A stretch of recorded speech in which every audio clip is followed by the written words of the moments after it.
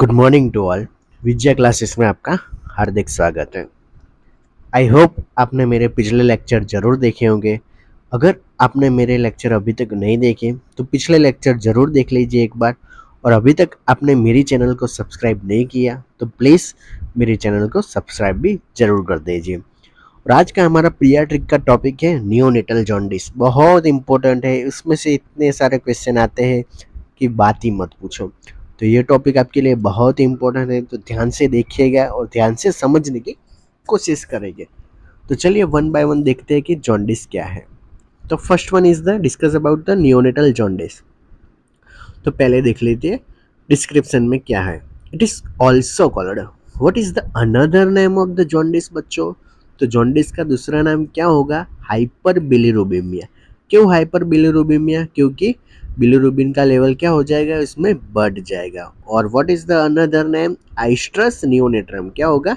आइस्ट्रस नियोनेट्रम।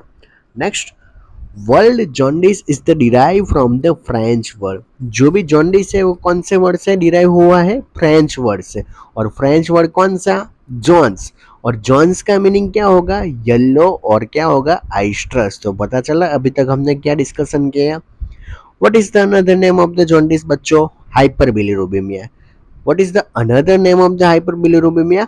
आइस्ट्रस neonatorum. Jaundice is the derived from the which word? French word. Which French word? Jones. What do you mean by the Jones? Means yellow or the estrus. Yellow is discoloration of the skin and the tissue due to the increase the bilirubin level called a jaundice. अब jaundice की definition क्या है? Yellowish discolouration हो जाएगा किसका? Skin का और tissue का। उसका रीजन क्या? Increase the bilirubin level. उसको क्या बोलेंगे? जॉन्डिस।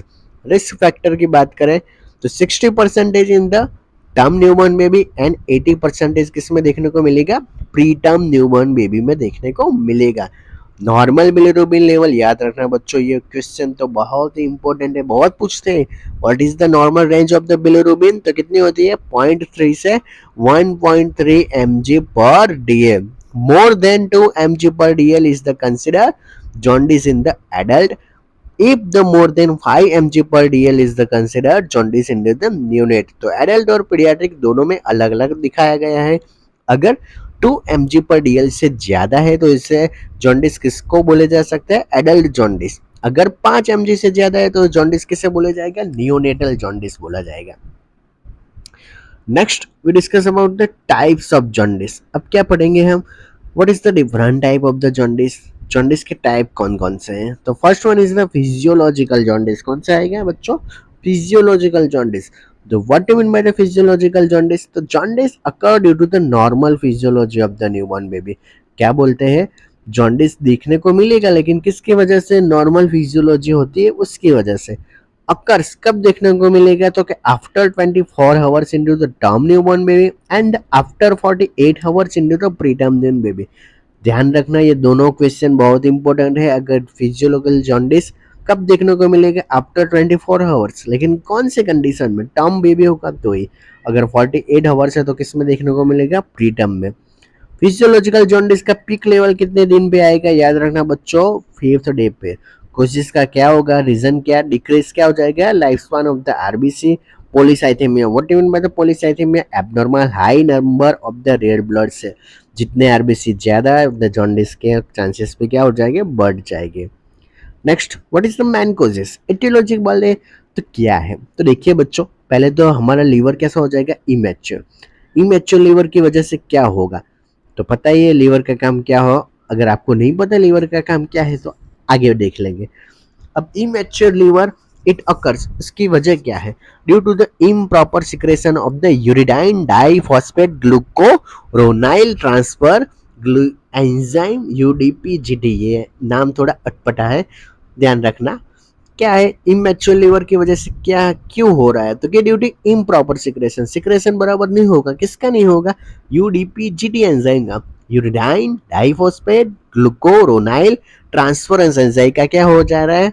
Improper secretion. अब ये है क्या, उसका काम क्या है, हम अगले स्लाइड में देखेंगे। Characteristic picture. The jaundice developed within the 30 to 72 hours after the birth. And if the neonate is the preterm, then the jaundice may be appear slightly near but never before the 24 hours after the birth. याद रखना है ये sentence में पता चला jaundice कब दिखेगा आपको 30 से लेके 72 घंटे में after the birth and if the neonate is the preterm then the jaundice may be appeared slightly near but never before the first 24 hours after the birth. तो याद रखना आफ्टर 24 आवर्स के बाद ही देखने को मिलेगा. बिलीरुबिन की लेवल की रेंज कितनी बोली 5 to 15 mg/dl. ट्रीटमेंट की कोई ज़रूरत नहीं है. क्या करेंगे हम ब्रेस्ट फीडिंग करवाएंगे और क्या कौन सी थेरापी देंगे hydration therapy. Next sign and symptom जो सिम्टम होते हैं वो सेल्फ रिजोल्व हो जाएंगे ऑटोमेटिकली कितने 7 डे के अंदर और प्रीटर्म में 10 से 14 7 डे कितने में टर्म न्यूबॉर्न में. साइन एंड सिम्टम में इरिटेबिलिटी लिथार्जिक येलो स्क्लेरा देखने को मिलेगा और पुअर फीडिंग होगा. अब वेरी इंपॉर्टेंट पैथोलॉजिकल हमने एक टाइप तो पढ़ लिया कौन सा बच्चों फिजियोलॉजिकल जॉन्डिस. अब कौन सा आएगा बच्चों लोग pathological jaundice. Jaundice occur jaundice हो रहा है क्यों due to any disease condition. अगर कोई डिसीज कंडीशन की वजह से जो जॉन्डिस हो रहा है तो इसे क्या बोलेंगे हम pathological jaundice.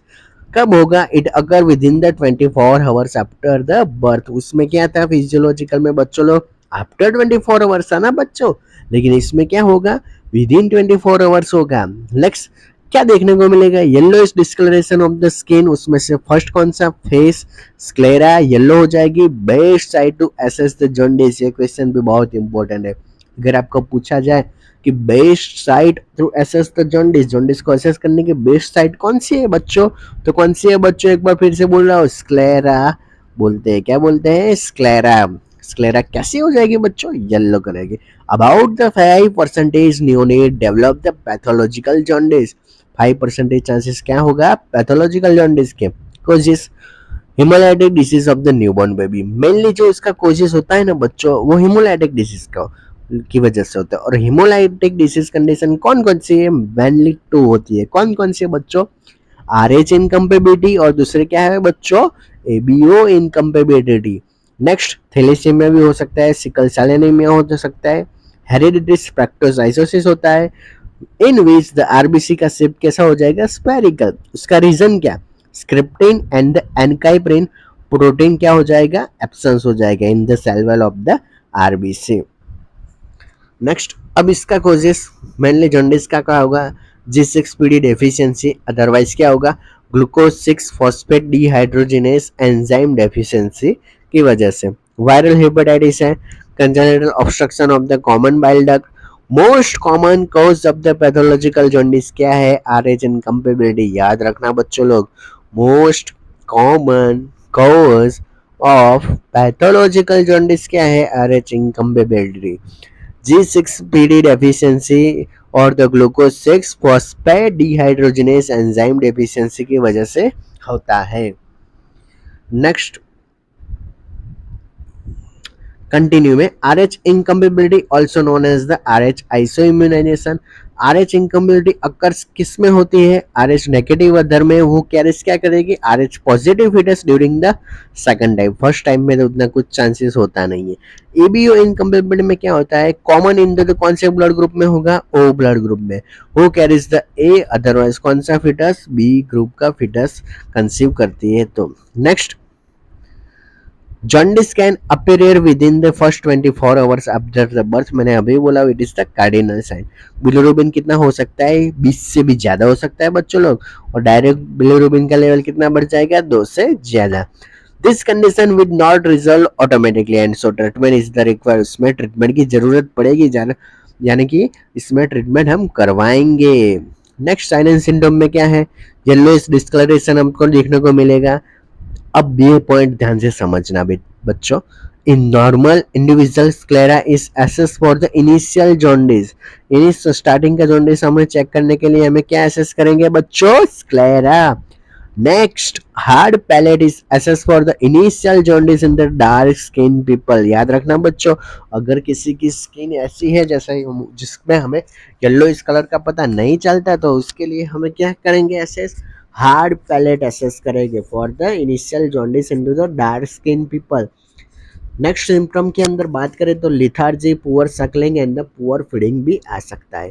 If the bilirubin level, अगर बिलोरुबिन लेवल 20 से ज़्यादा हो गया और it can be cross the blood brain barrier, अगर ब्लड ब्रेन बैरियर को अगर क्रॉस कर देता है तो प्रोड्यूस क्या होगा, yellow staining of the brain, brain में क्या प्रोड्यूस हो जाएगा, yellow staining of the brain due to the unconjugated bilirubin and the disturbance in the function of the brain, and this condition is the known as the Kernicterus। ये question तो मैं बोलता हूँ ना बच्चों, बहुत पूछते हैं कि what you mean by the Kernicterus, तो क्या बोलोगे, अगर बिलिरुबिन का लेवल कितने से ज़्यादा बढ़ जाए, 20 से ज़्यादा बढ़ जाए और क्या क्रॉस कर लेगा, ब्लड ब्रेन बैरियर को क्रॉस कर लेगा और प्रोड्यूस क्या कराएगा, yellow staining of the brain due to the किसकी वजह से, unconjugated bilirubin and disturbance in the functioning of the बच्चों लोग ब्रेन है। और इस कंडीशन को हम कौन सा नाम देंगे, हम कर्निक्टर्स। और कौन से टाइप्स का स्टूल देखने को मिलेगा, क्ले और व्हाइट कलर स्टूल। नेक्स्ट, अभी तक हमने पूरे लेक्चर में एक ही बात बोल बोल कर ली कि बिलिरुबिन इतना बढ़ जाएगा, बिलिरुबिन ये हो जाएगा, लेकिन ये तो समझोगे बच्चों लोग बिलिरुबिन है क्या। तो पहले से हम फर्स्ट ईयर का जो चैप्टर होता है ना वो देख लेते हैं कि बिलिरुबिन क्या है। Normal physiology of the bilirubin production, the first occurs RBC breakdown into the two parts, heme plus one is the globin into the which area, spleen। तो याद रखना बच्चों लोग, जैसे आरबीसी का लाइफ स्पैन कितना होता है बच्चों, 120 डेज, 120 डेज के बाद क्या हो जाएगा, आरबीसी ब्रेकडाउन हो जाएगा, कितने पार्ट्स में, दो पार्ट्स में, कौन कौन से बच्चों, haem and the second one is the globin. Then release the unconjugated bilirubin into the blood circulation and connect with the albumin। पता चला, जो भी आरबीसी के दो वेस्ट प्रोडक्ट है उसके बाद क्या होगा, one type of the release the unconjugated bilirubin in the blood circulation and the connect with the albumin। After then the liver cell reuptake the unconjugated bilirubin from the blood. अभी याद रखो कौन सा आ रहा है, unconjugated bilirubin. Next, after the liver cell metabolize the unconjugated bilirubin into the conjugated bilirubin and bind with the multiple resistance protein। पता चला बच्चों, फिर से समझाता हूँ, पहले क्या होगा, आरबीसी का ब्रेकडाउन कितने पार्ट्स में होगा बच्चों, हीम और ग्लोबिन, और कहाँ होगी ये प्रोसेस, स्प्लीन में। उसके बाद then the release the unconjugated bilirubin into the blood circulation and connect with the albumin। अब क्या होता है, क्या रिलीज करेगा, unconjugated bilirubin into the blood circulation में, और कनेक्ट किसके साथ करेगा, एल्ब्यूमिन प्रोटीन के साथ। लीवर अब क्या करेगा, रीअपटेक वापस से ले लेगा किसको, अनकॉन्जुगेटेड बिलिरुबिन को ब्लड में से। After then the liver cell metabolise and the unconjugated को किस में कन्वर्ट कर देगा, कॉन्जुगेटेड में, शाबाश बच्चों, एंड बाइंड किसके साथ हो जाएगा, एमआरपी। एमआरपी का मीनिंग क्या होगा, मल्टीपल रेजिस्टेंस प्रोटीन। तो पता चला पहले क्या होता है, आरबीसी एक 120 डेज के बाद क्या हो जाएगा, उसका ब्रेकडाउन, और ये ब्रेकडाउन से क्या बनेगा, हीम प्लस ग्लोबिन। देन क्या रिलीज होगा, unconjugated bilirubin into the blood circulation, हम कनेक्ट किसके साथ हो जाए, एल्ब्यूमिन के साथ। लिवर क्या करेगा, रीअपटेक करेगा अनकॉन्जुगेटेड को। आफ्टर देन लिवर सेल क्या बने करेगा, मेटाबोलाइज करेगा अनकॉन्जुगेटेड को, किसमें कन्वर्ट कर देगा, कॉन्जुगेटेड में, और किसके साथ बाइंड होगा, मल्टीपल रेजिस्टेंट प्रोटीन के साथ। Then after conjugated bilirubin transfer to the gallbladder and store। तो याद रखना बच्चों, conjugated bilirubin transfer कहाँ होगा, गोल ब्लैडर, और उसको क्या कर देगा, store. After then release into the intestine, उसके बाद कहाँ पर रिलीज होगा, इंटेस्टाइन में, कौन से फॉर्म में, तो दो फॉर्म याद रखना, वेरी इंपॉर्टेंट, वन फॉर्म क्या होगा, after then release into the intestine. एक बार फिर से देख लेते हैं। Then after the conjugated bilirubin transfer कहाँ हो जाएगा, गोल ब्लैडर में, और कहाँ, वहीं पे क्या हो जाएगा, स्टोर हो जाएगा। After then it release into the intestine, उसके बाद क्या कहाँ पे रिलीज होगा, इंटेस्टाइन में, कौन से फॉर्म में, तो बाइल फॉर्म में, और change into the two form, दो फॉर्म में कन्वर्ट करेगा, कौन कौन से, urobilinogen and the second one is the stercobilinogen. Urobilinogen it is release into the urine and the stercobilinogen is the release into the stool। तो फिर से पूरी प्रोसेस में आपको बता, ध्यान से पढ़ना बच्चों। आरबीसी ब्रेकडाउन हो गया, आरबीसी ब्रेकडाउन होने से क्या बनेगा, हीम और ग्लोबिन। उसके बाद कौन सा बिलिरुबिन रिलीज होगा, अनकॉन्जुगेटेड। उसके बाद लिवर सेल क्या करेगी, रीअपटेक करेंगे। लीवर सेल क्या करेगी, मेटाबोलाइज और अनकॉन्जुगेटेड को किसमें कन्वर्ट कर देगी, कॉन्जुगेटेड में। किसके साइड आ जाएंगे, बाइंड करके एमआरपी प्रोटीन के साथ। उसके बाद कॉन्जुगेटेड बिलिरुबिन कहाँ चला जाएगा, गुल ब्लैडर में, और वहीं क्या होगा, गुल ब्लैडर उसे स्टोर कर लेगा। आफ्टर देन इंटेस्टाइन के साथ जाएगा और इंटेस्टाइन क्या करेगा, उसे बाइल के फॉर्म में चेंज कर देगा, और बाइल क्या करेगा, बाइल के फॉर्म में चेंज कर देगा इनटू द कितने फॉर्म में, टू फॉर्म में। कौन से उनसे, यूरोबिलिनोजोन और the second one is the stercobilinogen. Sterco का मीनिंग क्या होगा, it is release into the stool, and urobilinogen is the release into the urine. Next common aetiology, genetic disorder, उसमें से पहला याद रखना गिलबर्ट सिंड्रोम। कौन सा सिंड्रोम बच्चों, गिलबर्ट सिंड्रोम। इसमें क्या होगा, डेफिशिएंसी होगी किसकी, uridine diphosphate glucuronyl transferase that cause the increase the unconjugated bilirubin. अब यूडीपीजीटी का काम क्या होगा, मैं बोल दूं आपको, क्या करेगा, अनकॉन्जुगेटेड को किस में कन्वर्ट कर देगा, कॉन्जुगेटेड में। अगर ये है ही नहीं, डेफिशिएंसी है, तो अनकॉन्जुगेटेड को कॉन्जुगेटेड में कर पाएगा, नहीं कर पाएगा।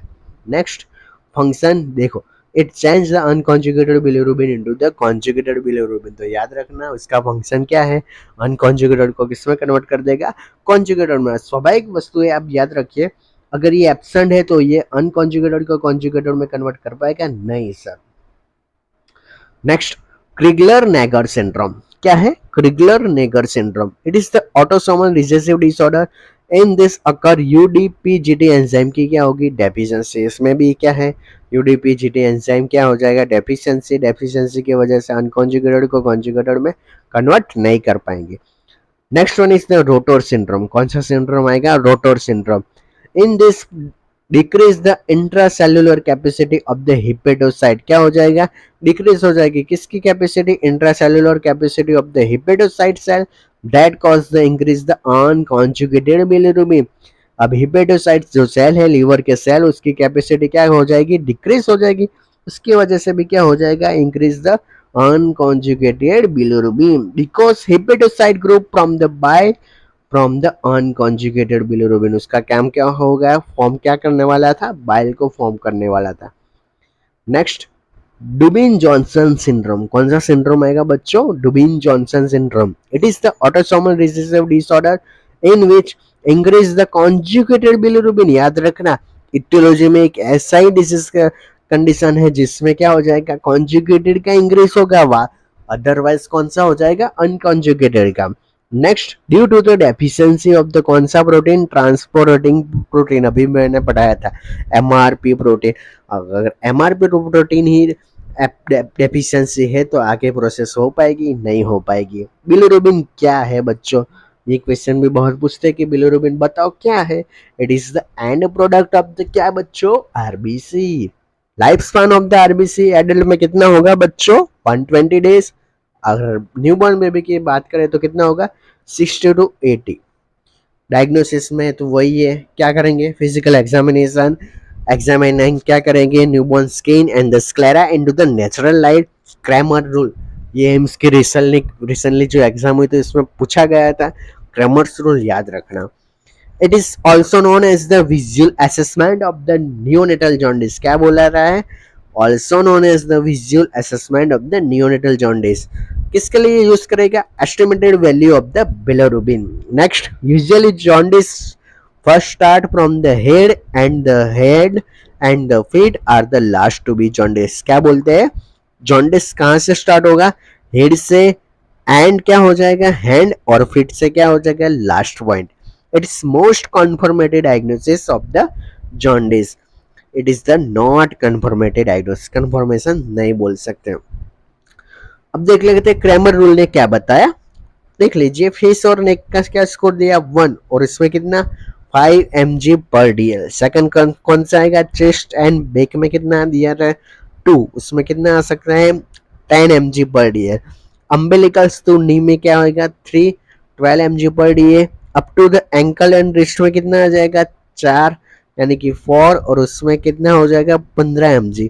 और पाम एंड द सोल में कितना आ जाएगा, 5 आ जाएगा, यानी कि ग्रेटर देन 15 mg पर डीएल। ये याद रखना, बहुत पूछते हैं। Last one is the Cramer rule, जो मैंने अभी पढ़ाया वही है और कुछ नहीं है। उसमें 1 लिखा है, उसका मीनिंग क्या, हेड के अंदर कितने परसेंटेज डैमेज हुआ है वो दिखाता है। तो आई होप आज के लेक्चर में आपको सबको पता चला होगा। अभी जॉन्डिस थोड़ा बाकी है, अभी मैंने जॉन्डिस की ट्रीटमेंट भी नहीं बताई, लेकिन ये सब याद रखना। रोटर सिंड्रोम नया है आपके लिए, गिलबर्ट सिंड्रोम भी नया है, तो थोड़ा थोड़ा क्वेश्चन पढ़ते रहना। आई होप मेरे लेक्चर आप बहुत ही इंजॉय करते होंगे, उसमें से जो कंटेंट मिल रहा है वो भी बहुत उपयोगी है। ऐसा नहीं है कि ये कंटेंट कहीं काम नहीं आएगा, लेकिन ये कंटेंट बहुत काम आएगा। ये कंटेंट आपको पढ़ेंगे तो ये जरूर एग्जाम को तो आपको क्रैक करवाए के ही रहेगा। तो आई होप आज के लेक्चर में आपको सबको पता चला होगा। अगर अभी तक आपने मेरा चैनल को सब्सक्राइब नहीं किया तो सब्सक्राइब जरूर कर लीजिए। तो मिलते हैं बच्चों लोग नेक्स्ट लेक्चर में। Thank you all student.